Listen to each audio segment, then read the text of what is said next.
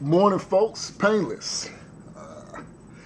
Got up this morning, decided to do a video and talk about some issues. You see the title, obviously, and a lot has happened. The picking of the vice president running mate with Joe Biden, and that of Kamala Harris. And I've talked about Kamala briefly in passing in videos that I've done in the past, and I'll say this: people are talking about her background, her ethnicity, her not being fully black, her having Indian heritage, East Indian heritage, which to me I could care less. I know her background from what I've seen her as I believe, a prosecutor in the state of California, and some of her methods and tactics, withholding evidence, obfuscating evidence, testimony from witnesses and whatnot, and that's fine. I mean, this choice is so obvious in this climate. And I've talked about this in past videos. I did a video called The Division of Loyalties. I did this years back. And I've talked about how people who are of mixed ethnicity play off, they use that to their advantage when they're around, for instance, a African American, a black, white, and a Caucasian. When they're with their white side, they tend to gravitate. With their black side, they tend to gravitate. But it's been my experience that, and this is just a tidbit, it appears to me that most half black and half white individuals tend to lean more to their Caucasian side. And I think that's just because you have a lot of black men that procreate, that have had children with Hispanic women or white women. And, when for whatever reason, people break up, the child usually goes with the mother. And they become more influenced by the mother, i.e., the Mexican woman's heritage, the white woman's heritage, the Asian, Puerto Rican, whatever have you. So that's nothing new. That's the obvious. But I want to hone in on why I believe she was picked. In this climate, in this cancel culture climate, we're protesting, and how dare you say something about Black Lives Matter? We're in a time where you better toe the line dealing with people who feel subjugated and discriminated against. You can't, imagine if white people walked around calling black women that go off. There's tons of videos of black women going off on a subway worker or someone at the cable company or something like that. What if we start calling them Rashidas? Here we living in a society where you have grown folks, and I'm going to get to them folk here shortly, grown black folks. We're living in a society where a moniker like Karen is celebrated and widely used as if it's funny, as if, and I mean, I'm not saying that these white women that go off, because there's tons of videos of them too. But imagine, but it's so openly used now. I even see white people use it. Oh, here comes another Karen. Which to me, it goes back to the terms of when they used to, what white folks would call, oh, here's Tyrone the spear chucker, or something like that. And the reason that is so widely accepted, terms like, or monikers like Karen, is because we're living in a society now where a certain demographic is being coddled as if they're victims, where in actuality we live in a country that allows this demographic to be one of the most influential parts of a bigger global demographic than any other. In other words, black folks in America are some of the most influential out of all black peoples in the world. We're some of the most financially stable. We're some of the most educated. But yet we find ourselves being so-called hindered by this thing of racism and slavery. People pulling me over for nothing, being harassed by the police. And what's so funny is, like I said, I'll get to older black folks. I said this before. The 40-year-olds that I knew growing up are not the same 40-year-olds. See, we come from the era of F the police, real rebellious time. Even I listened to music like that. But see, I had to switch. I had to grow up. And I've talked about the degenerative subculture in the so-called black community. I've talked about this to ad nauseum. I've said that white kids, while they would grow up in our generation listening to Ice-T, listening to Ice Cube, very anti-establishment, very anti-police authority. White kids would listen to that music. Asian kids would listen to that. Hispanic kids. But see, the difference is with those groups is that they realize it was cool when I was a teenager listening to this, but I have to grow up. You see, black degenerative culture is naturally immature. It's very, it doesn't allow you to grow up. Well, Painless, what do you mean by that? Well, our culture in America is one of complaining, one of woe is me. See, when you become an adult, no one likes excuses. No one likes pointing the finger and not taking accountability for your own actions. Well, Painless, we're a collective.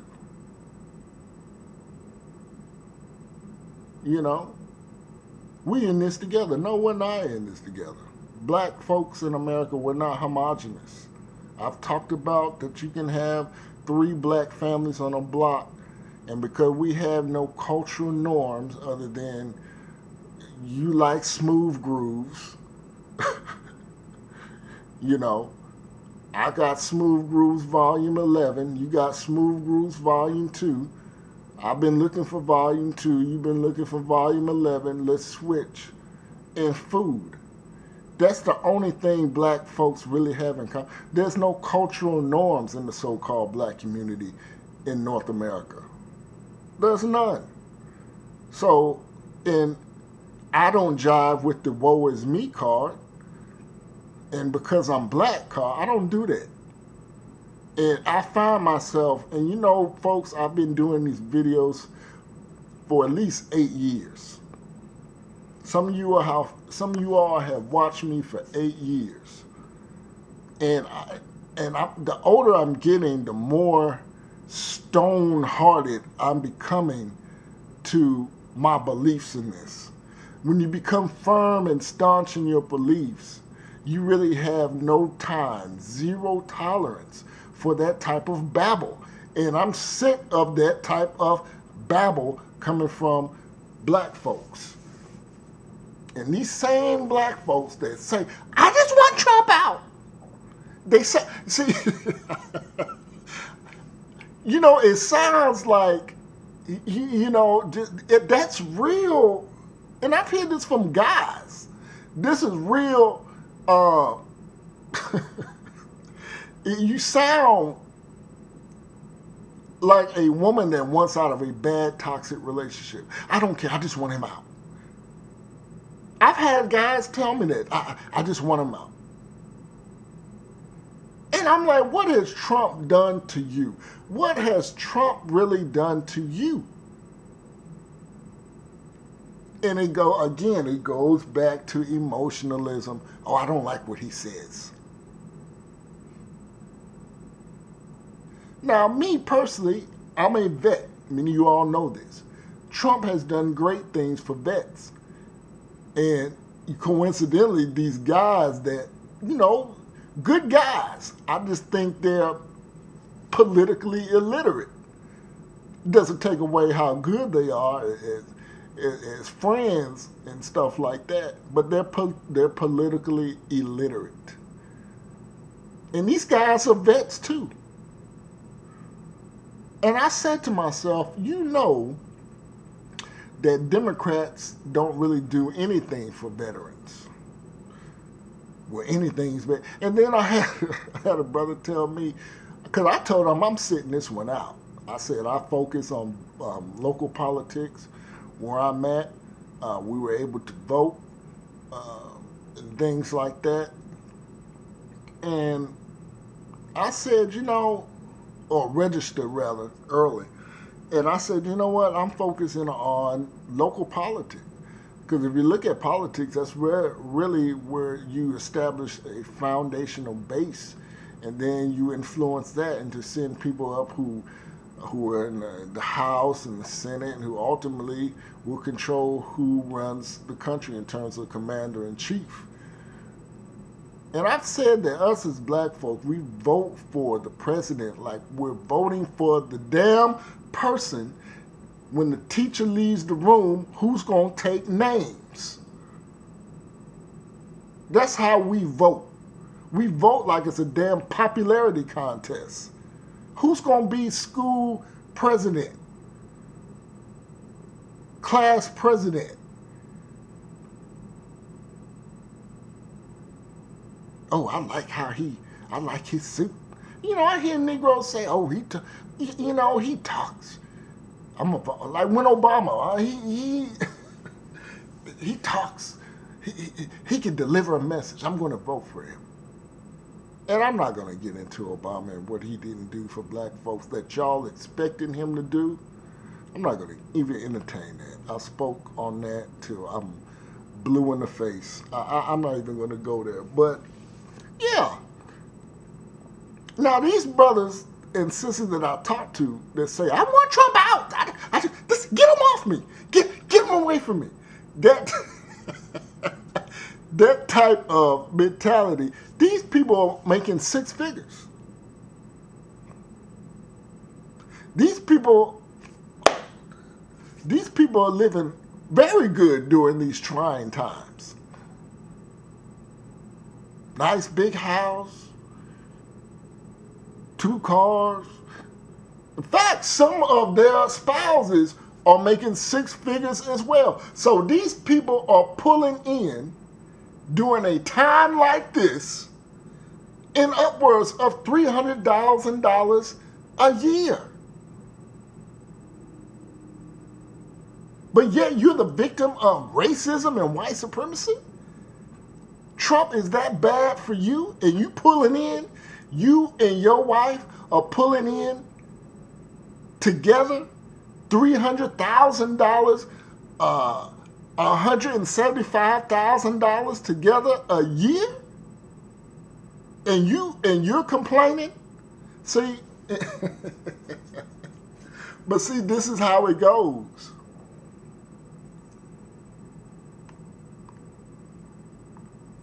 Negroes too smart for their own good,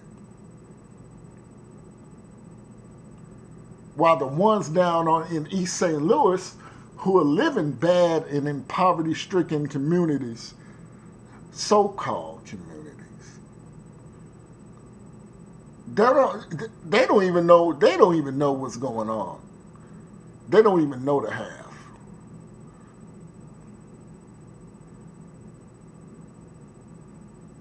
And you know me, I'm not endorsing Trump,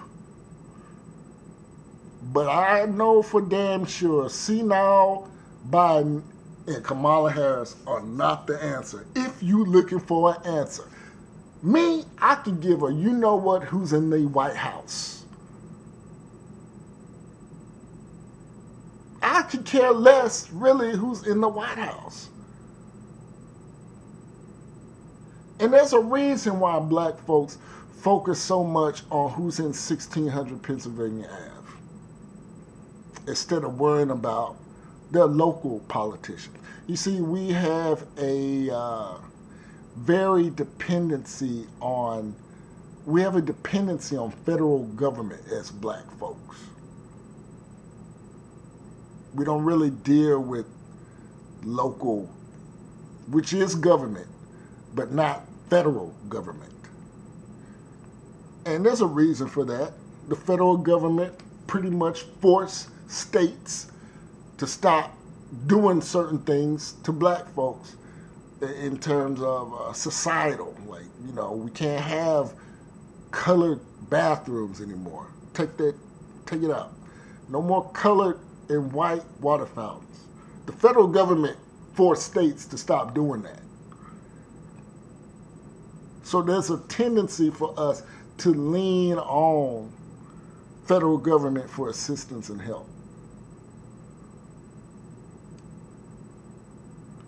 And I see it now, I saw it with this pandemic, in which you have a lot of southern states are refusing to really do the mask mandates. Whereas you look at a lot of liberal, progressive, democratic areas, they do it. This whole thing has been politicized. Now, I'm not going to get into the political mind psyche of why that is. I'm just showing you why black folks tend to focus more on who's the commander-in-chief instead of the damn person who's responsible for taking out your garbage. State, local officials that are responsible for all those damn potholes on 41st and Budlong or wherever. We don't worry about that. No, who's going to be in the White House? Not who's really being your school, your daughter, your son's school superintendent. You don't really focus on that.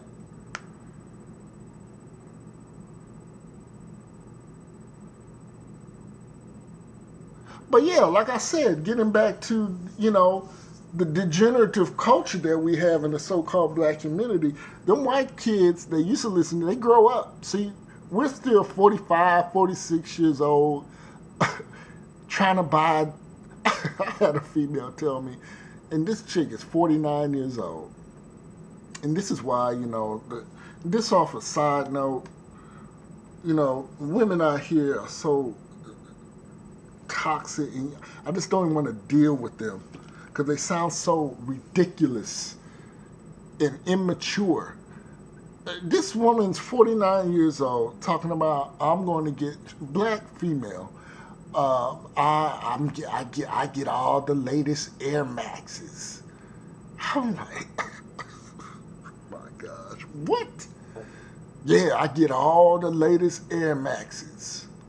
And I'm like, you're 49. Not married, no kids, living in an apartment, no problem. But at your age, you were worried about Air Max?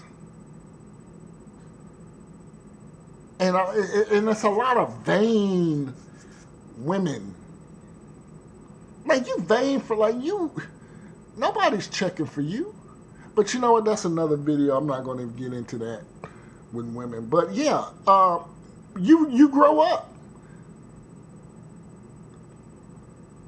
Chad and Jose, they used to listen to that when they was young, but they grow up.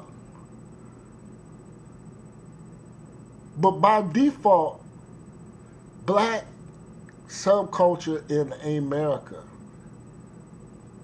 hip hop slash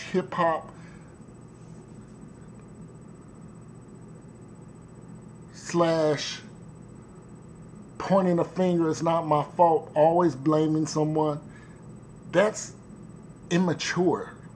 And it causes the people who subscribe to that to be immature.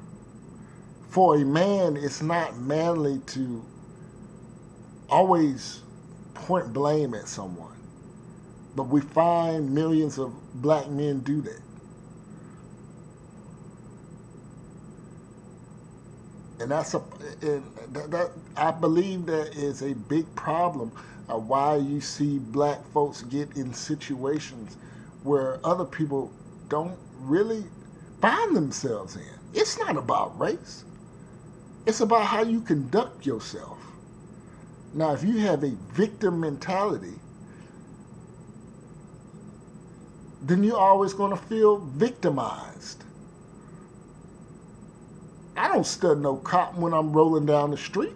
I ain't worried about no police. This whole driving while black, hiking while black, running while black, it's ridiculous. It's all punchline. And I said this, that the thing with us as black folk, we need so much attention. This is why you see young black men out in public, on the bus,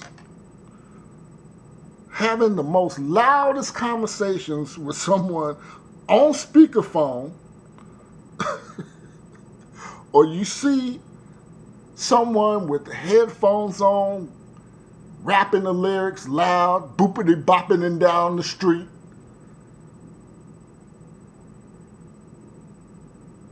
It's because we're like children. We need attention.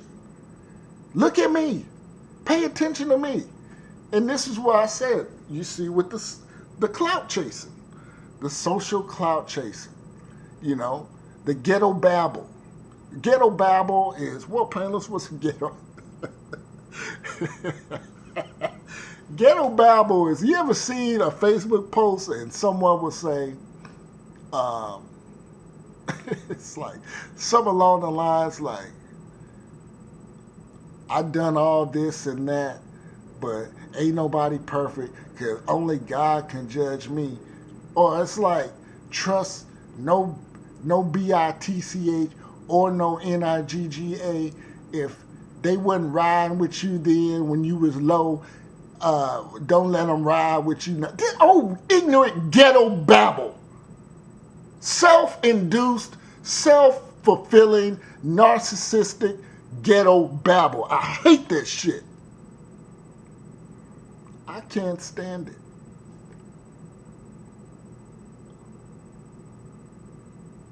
You know, I mean, like I said, we're just a people, we're like a spoiled child. But you know what? The jig is up. All right? I've said this, that black folks, see, the establishment has felt that they have done enough for you. They've given you affirmative action. They've given you, they're changing 100, there's a school in a city near me that had they were the rebels. That was their mascot. 110 years This school has been called the Rebels as a mascot. And just like that, at the stroke of a pen, they've changed the mascot. They're taking down Confederate that really had no bearing on why you in the situation that you in. Having a statue of Robert E. Lee is not the reason why you had 4 illegitimate children, didn't finish high school, you like to smoke weed all day. That statue had nothing to do with your situation. A statue of Winston Churchill has nothing to do with why you have 2 felony convictions. And you're 36 years old. You have a suspended driver's license because you're on arrears and child support. That Mount Rushmore has nothing to do with that. Nothing. Your choices had everything to do with that. Not no statues. So I'm going to leave it at that. I got to get ready to, I got some time.